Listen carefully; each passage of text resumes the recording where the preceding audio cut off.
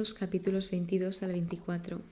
A día de hoy, Cristo sigue transformando vidas. Esto no es algo solo del pasado o que pasase en un momento específico de la historia, sino que es algo que sigue pasando a día de hoy y seguirá pasando. Que ese encuentro que cada uno tenga en su vida en el momento que lo tenga que tener con Cristo, seguro que le transforma la vida. O sea, fijaos Pablo era perseguidor hasta el extremo de los cristianos. O sea, iba a por ellos. O sea, no quería ni verlos. Y sin embargo, tuvo ese encuentro con Cristo y desde ahí, o sea, su vida dio un giro de más de 360 grados. Y es así, por ejemplo, en mi caso, a mí me recordó mucho a mi conversión, de que en este caso Pablo está contando testimonio de lo que le sucede y de cómo le cambia la vida. Y es verdad, o sea, se ve ese contraste entre Pablo antes de Cristo y cómo Jesús le cambia el corazón, y a raíz de que Pablo decide seguir a Jesús, porque podría haber decidido no seguirle, pero en cambio, pues ese encuentro le impacta tanto que decide seguir a Jesús, y a raíz de eso, pues Dios le va moldeando su forma de ser. Fijaos, San Pablo, cómo habla. O sea, a pesar de que el perseguido cambia a ser al que persiguen, porque Pablo al final fue perseguido, muy perseguido. En estos capítulos, Pablo estaba arrestado y Pablo estaba como dando defensa de lo que le había sucedido, porque lo que sucedía es que siempre lo estaban persiguiendo y siempre lo estaban arrestando, pero en ningún momento tenían causa para culparle. O sea, lo arrestaban porque sí, no había ningún delito en él. Entonces esto es impactante. Y algo que destaca aquí es que Pablo les dice a los demás, por ejemplo, en este caso a los judíos, si yo estaba lleno de celo por Dios como lo estáis vosotros, o sea, yo he sido como vosotros, o más aún, ¿sabes? Dice, yo perseguí a muerte este camino. Lo deja bien claro. O sea, yo era como vosotros hasta que conocí a Jesús. Y eso me cambió la vida. Y este encuentro con Jesús, te aseguro que a mí esto también como que se me desmintió, de que no solo le pasa a unas personas. Mentira, porque también te puede pasar a ti. O sea, y cuando menos te lo esperes. Porque Dios siempre está a tu lado y siempre está acompañándote, tanto en los momentos buenos como en los momentos más duros, los momentos de dolor en los que incluso nadie está. Así que, a modo general, los temas que más me han impactado en estos 3 capítulos y cómo lo resumiría es el dar testimonio, la importancia que tiene, que es la primera vez que Pablo da testimonio de su conversión. Luego, esto que os acabo de decir, que el encuentro con Jesús transforma tu vida. Si confiamos en Dios, Él nos va guiando hacia donde debemos de ir y nos llevará por el mejor camino. El mejor camino no significa que sea el más fácil y el más bonito. Puede que sea un camino difícil, pero aún así con Dios todo es diferente. Y claro, el confiar implica no preocuparse. Cuando tú confías en Dios, lo que dices es, vale, Señor, dejo todo en tus manos, confío en ti, así que pues ya tú sabrás lo que hacer con esto. O sea, te quitas esa preocupación y eso no quita que quite tus responsabilidades. No es como, vale, ya lo hará Dios y yo pues me quedo aquí quieto, parado. No, o sea, tampoco es irse al extremo. Hay que confiar en Dios y no dejar de lado nuestras responsabilidades. Luego se ve esa protección divina y ese cuidado de Dios hacia Pablo, de que a pesar de ser tan perseguido, ultrajado, o sea, le tratan fatal, despreciado, rechazado, o sea, porque al final rechazan a Jesús a través de Pablo. Y pues se ve en todo momento cómo Dios está con Pablo. Cuando necesita palabras de aliento, Dios se las da. Por ejemplo, en estos capítulos le dice, ánimo, pues del mismo modo que has hablado de mí en Jerusalén, deberás hacerlo en Roma. Que esto se lo dice Dios a Pablo, a lo que se ve como aquí le está haciendo una promesa indirectamente. Primero, aquí dice ánimo. Esas palabras que necesitamos muchas veces y más hoy en día. Y luego le dice que va a hablar de él también en Roma, es decir, que su vida no iba a acabar aquí, en Jerusalén, donde muchas personas tenían miedo de que subiese porque sabían que le iban a arrestar a Pablo. Entonces aquí el Señor le está dando en todo momento, primero, la protección divina y también las promesas. Y esto, quieras o no, está mostrando el amor de Dios hacia Pablo. Pablo se esforzaba por mejorar en todo momento. Luego, el dejar de oír, cambiar de tema al escuchar la verdad, que es lo que sucedió, que cuando Pablo estaba hablando, llega un momento que lo interrumpen porque no podían seguir escuchando, porque la verdad muchas veces duele a personas que no quieren escuchar la verdad y se creen sus propias mentiras. Y por último, uno de los temas que he visto a destacar es el rechazo a través del retraso, que muchas personas rechazan a Jesús retrasándolo, ¿no? No, esto ya mañana a seguir a Jesús, ¿sabes? Voy a seguir con todos mis vicios, con toda mi esclavitud y ya, si eso mañana sigo a Jesús y llega mañana. Ya, pero es que hoy justo tenía esto, ya mañana me pongo, ¿sabes? O tengo que mejorar esto, o tengo que intentar quitarme este vicio. No, ya mañana. Y al final mañana y nunca llega ese momento. O sea, al final es tomar esa decisión y tener fuerza de voluntad. Que esto me acordaba por un vídeo que vi diciendo, en el caso del deporte, tú generalmente nunca vas a tener ganas por ti misma cuando estás empezando a hacer deporte a hacerlo. Te va a dar pereza en todo momento porque es algo que te tienes que poner, que es lo que más cuesta ponerse. Así que si tú no te haces el ánimo de hacer ese deporte, al final no lo vas a hacer y se te va a hacer muy pesado. Y bueno, pues esto también lo vi como ejemplo así muy similar a lo que estaba sucediendo aquí, que estaban retrasando cada vez más pues ese seguimiento a Jesús. Además de que también está, por así decirlo, denunciando en estos capítulos la corrupción, porque la corrupción choca con el Evangelio, o sea, no tiene nada que ver.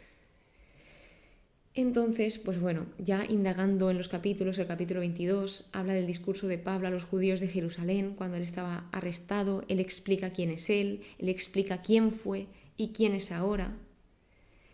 Una de las cosas que cuenta de su conversión es que Ananías, cuando fue a él, en plena conversión, cuando tuvo ese encuentro con Jesús, le dijo, el Dios de nuestros antepasados, o sea, es que él hablaba de judío a judío, o sea, les estaba demostrando que el cristianismo no era seguir a otro Dios, sino seguía diciendo que no había abandonado esa ley de Moisés. El Dios de nuestros antepasados te ha destinado para que conozcas su voluntad, creas al justo y escuches la voz de sus labios, pues has de ser testigo ante todos los hombres, proclamando lo que has visto y oído. Y le dice, ¿y ahora qué esperas? Levántate, recibe el bautismo y lava tus pecados invocando su nombre. Y Dios como que le dice, márchate ya, no van a aceptar tu mensaje. Y es el enviado a los gentiles, que justamente cuando escuchan esto es cuando le interrumpen, porque simplemente con escuchar la palabra gentiles, que gentiles eran todos los que no eran judíos, entonces cuando escuchaban esta palabra ya se volvían locos, se ponían muy violentos y querían acabar con él, querían azotarlo. A lo que cuando ya estaban terminando, les dice Pablo, ¿os está permitido azotar a un ciudadano romano sin haberlo juzgado?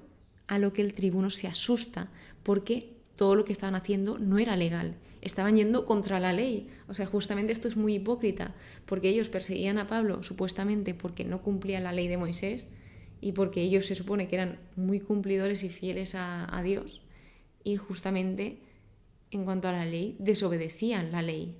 O sea, no tenía nada de sentido. Y luego va Pablo ante el Sanedrín, que aquí lo divide con el tema de la resurrección, porque en el Sanedrín se encontraban tanto los saduceos como los fariseos, y los saduceos no creían en la resurrección ni en la vida después de la muerte, sin embargo los fariseos sí. Entonces, claro, cuando dijo esto, como que sí que se puso, por así decirlo, más del lado de los fariseos, y los fariseos se pusieron del lado de Pablo. En cambio, hubo esta pelea de división de saduceos y fariseos, que ya estaban divididos, pero en este caso se creó ahí un revuelo. Así que bien, pues todas estas veces que Pablo tuvo que hablar, todas las veces las vio como una oportunidad de hablarles de Jesús, de quién era Jesús, y también de aclarar todas esas dudas que tenían, porque muchas personas aún no seguían a Jesús porque no conocían quién era Jesús, ni sabían qué había sucedido. O sea, sí que sabían lo que había sucedido con él, porque para no saberlo, pero exactamente no sabían quién era y si realmente venía de Dios o no. Entonces el capítulo 23 dice que el tribuno llegó a temer que Pablo fuese despedazado por ellos. Y aquí es cuando Dios le da esos ánimos que tanto necesita. Y aquí indicaba algo en el estudio que era: Dios quiere encontrarse con nosotros en cualquier situación. Los resultados eran la responsabilidad de Dios. Es decir, Pablo, la responsabilidad que tenía era de compartir esa buena noticia, de hablar del reino de Dios. O sea, ya el efecto que causase en cada uno de ellos no era responsabilidad de Pablo. Pablo no tenía que preocuparse por eso, porque si no Pablo se hubiese amargado. Porque tú no puedes controlar a ninguna persona. Luego va la conjuración de los judíos contra Pablo, donde aquí es donde se ve ese cuidado de Dios, porque va el sobrino de Pablo y se entera de que unos judíos se habían puesto de acuerdo para no comer ni beber hasta matar a Pablo. O sea, se comprometieron a esto. Y se lo cuenta a Pablo. Entonces Pablo le lleva ante el tribuno y le cuenta todo lo que había oído a Claudio. Entonces, una vez Claudio se entera, le dice: no digas nada, y Pablo es trasladado a Cesarea. Esto de noche para que no fuesen a por él los que estaban preparando esa emboscada. Entonces lo envía al procurador Félix, que aquí Claudio le envía una carta a Félix. Y bueno, pues en el capítulo 24 es el proceso ante el procurador Félix, que Félix era un ex-esclavo y fijaos, ahora era un procurador. Así que aquí se juntaron el sumo sacerdote Ananías, los ancianos, Tértulo, que era un abogado. O sea, todos estos juzgaban a Pablo y lo perseguían y querían acabar con él. Entonces lo acusan, hablan de que es el jefe principal de la secta de los nazoreos, los judíos lo apoyan, pero, sin embargo, o sea, lo acusan, pero en ningún momento están ofreciendo evidencia que respaldase esas acusaciones. O sea, no tenían ninguna prueba de que Pablo estuviese cometiendo algún delito, porque no lo estaba haciendo. Simplemente él lo que hacía era defender la verdad. Y aquí es donde viene el discurso de Pablo ante el procurador romano. Le va diciendo lo que ha hecho y le explica lo que es el ser cristiano, que al cristianismo se le llamaba el camino. Entonces decía: según el camino, doy culto al Dios de mis antepasados. Creo en todo lo que está escrito en la ley y los profetas. O sea, te está diciendo: sigo creyendo en esa ley de Moisés. O sea, porque al final la ley de Moisés es Dios el que le da esos mandamientos a Moisés. Y claro que Pablo defiende eso y sigue diciendo que Dios es el mismo Dios que sus antepasados, como los judíos. Tengo en Dios la misma esperanza que estos, la resurrección de los justos y de los injustos. Por eso yo también me esfuerzo por tener constantemente una conciencia limpia ante Dios y ante los hombres. No entiende qué crimen hallaron en él, sin embargo dice: a no ser que el crimen sea el grito que él dijo, y es: yo soy juzgado hoy ante vosotros por la resurrección de los muertos. Y ya habla de que Félix estaba bien informado de lo referente al camino, le da largas, le da una orden al centurión de custodiar a Pablo, de dejarle alguna libertad y de no impedirle que los suyos atendiesen. Es decir, se le estaba dando una libertad dentro de estar preso a Pablo, pues parece no muy habitual. Fue Félix con su esposa Drusila, que Drusila era judía, y fueron a escucharle acerca de la fe en Cristo Jesús. Y en cuanto Pablo se puso a hablar de la justicia, del dominio propio y del juicio futuro, Félix le interrumpe aterrorizado, porque claro, cuando escuchas tantas verdades de una, y más viendo que tú estás yendo en contra de la verdad y estás, pues, por ejemplo, mintiendo o viviendo una vida que no deberías de llevar, pues claro, te asustas. ¿Qué es lo que le pasó a ellos?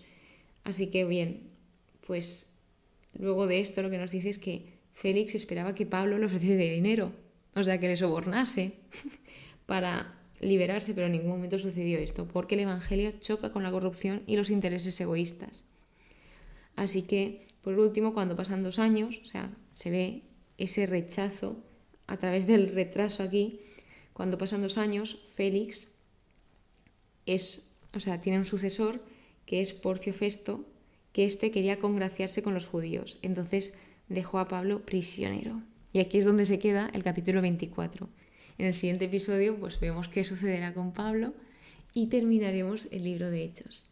Así que, como te decía al principio, Cristo sigue transformando vidas en pleno siglo XXI, lo ha hecho, lo hace y lo seguirá haciendo.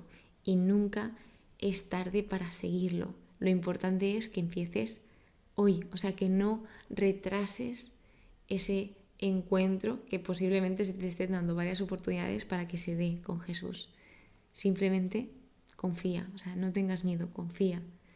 Muchísimas gracias por estar aquí, muchísimas gracias por escucharme. Espero que pases muy, pero que muy buen día y que Dios te bendiga.